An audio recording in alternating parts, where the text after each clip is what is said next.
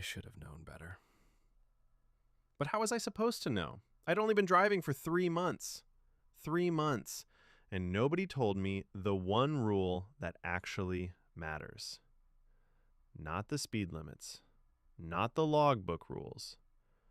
The real rule. Never stop for strangers on the highway. My name is Daniel. I'm 24 and I started truck driving because I needed money, not because I loved the road. Richmond to Charleston, Interstate 77, 5 days a week. Beautiful during the day. At night, it's a different road entirely. My trainer, Mac, a guy with 30 years on the road, warned me once. We were coming up on a stretch between mile marker 14 and 15, and he reached over and turned the radio off on purpose. Dead zone coming. Radio cut out. CB2. Just keep driving. And whatever you see, do not stop. I laughed. What am I going to see, a ghost? He didn't laugh. He just said, "You won't think it's funny when you see it." We drove through. The radio died. The air got heavy, like something was pressing against the truck from the outside. Then it passed. The radio came back, and Mac wouldn't talk about it anymore. I figured he was messing with the new guy. That was my first mistake. 3 weeks later, I was driving solo. Same route, 2:30 in the morning, empty road. No headlights in either direction. Just me, the yellow lines, and the dark swallowing everything my beams couldn't reach. I was coming up on the dead zone. I'd driven through it a dozen times by then. Same thing every time. Radio dies, heavy air. 30 seconds, then normal. I'd even started turning the radio off myself, like Mac did. Felt like a ritual. But this time, when the radio died and the pressure hit, I saw him. A man, standing on the shoulder next to a car, hood up, hazard lights blinking. I slowed down. Instinct. You see someone stranded, you slow down. That's just what you do. But something was wrong. The car was too clean. No dirt, no dents, brand new. And the hazard lights were blinking wrong. Not steady, like a heartbeat. Fast, then slow, then fast again. And the man was smiling. Not relieved, not scared, patient. Like he'd been standing there for a very long time and he knew someone would stop eventually. I pulled over anyway, put my hazards on, rolled down the passenger window. The cold hit me first. Not October cold, a cold that went straight through the cab like the truck was made of nothing. A cold that sat in my chest and made it hard to breathe. He walked up to the window, middle-aged, gray in his beard, tired eyes. "Thank God. I've been here so long." "What happened to your car?" "It just died. Everything died. You're the first person to come by." "Get in. I'll take you to the next stop." He climbed in, closed the door. The cold got worse for a second, like a freezer door opened right next to me, then it faded, and I pulled back onto the highway. The radio came back on, something old and sad I didn't recognize. We drove in silence for about a mile. I kept glancing over. He was sitting perfectly still, hands in his lap, staring through the windshield, still smiling. Then I noticed his clothes.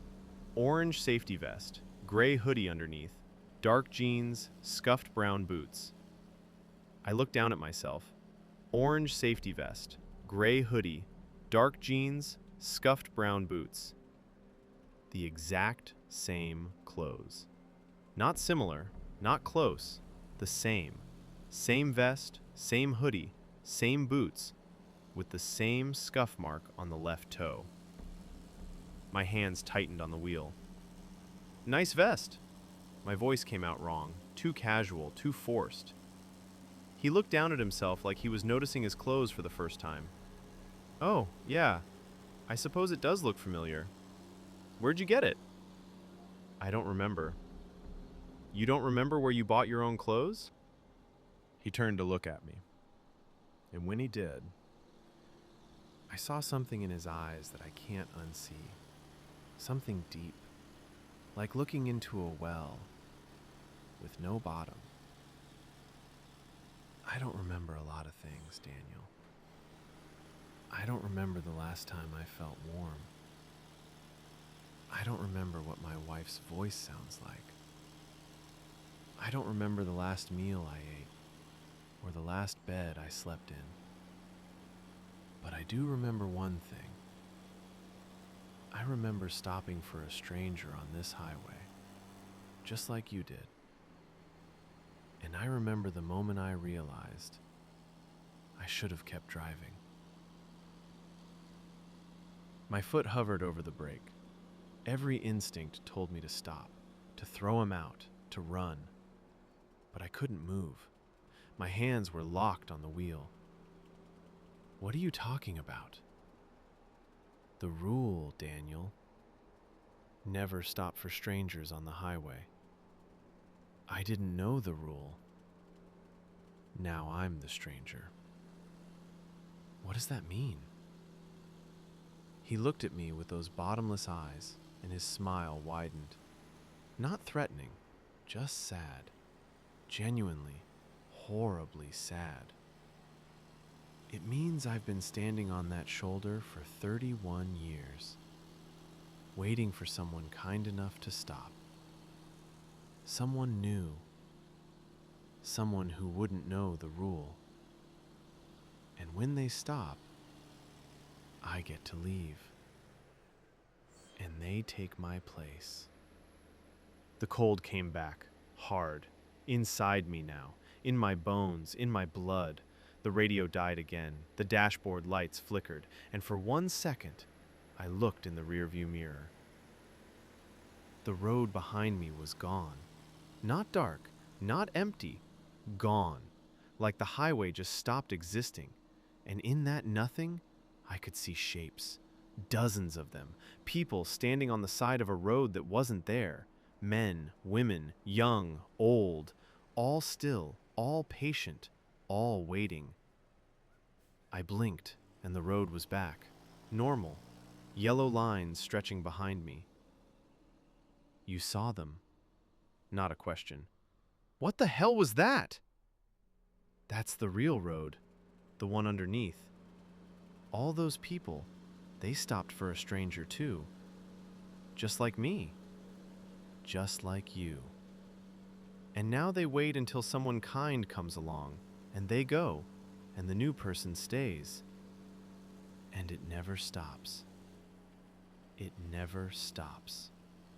I slammed the brakes. The truck skidded onto the shoulder. I turned to the passenger seat to grab him, to throw him out. Empty. He was gone. The door was still closed. The seat was cold, not freezing, just cold, like nobody had ever been sitting there at all. Then I looked in the rearview mirror, and I saw myself, standing on the shoulder, about 100 yards behind the truck, wearing my vest, my hoodie, my face, but standing wrong, too still, too patient. Waving. I blinked, and he was gone. I drove to the next truck stop and didn't sleep for 3 days. I called Mac that night, 4 a.m. He picked up on the first ring, like he'd been waiting. How bad? He was wearing my clothes, Mac. My exact clothes. Then, it's not the road, kid. It's you. You stopped. You opened a door. Now it knows where you are. How do I stop it? You don't. I stopped for someone in 1979, 47 years ago. I see them every night, every road. They're always there. The road feeds on kindness, Daniel, on good people who want to help. That's what makes it so cruel. The better you are, the more it wants you. That was 8 months ago. I still drive. I take the long way now. Adds 3 hours. Doesn't matter. I see them everywhere. Not just the highway, city streets, my own neighborhood, standing on the curb, reaching, patient. Last week, I was driving through downtown Charleston at noon, traffic everywhere, and I saw a man on the corner holding a sign that said, "Please help." It was me. My exact face, my exact clothes. I looked away for 1 second. When I looked back, the corner was empty, but the sign was still there on the sidewalk. It didn't say "Please help" anymore. It said, "Almost ready." Last night, I was walking through my apartment, not driving, not on any road, just walking to the kitchen, and I heard a knock at the front door. I looked through the peephole.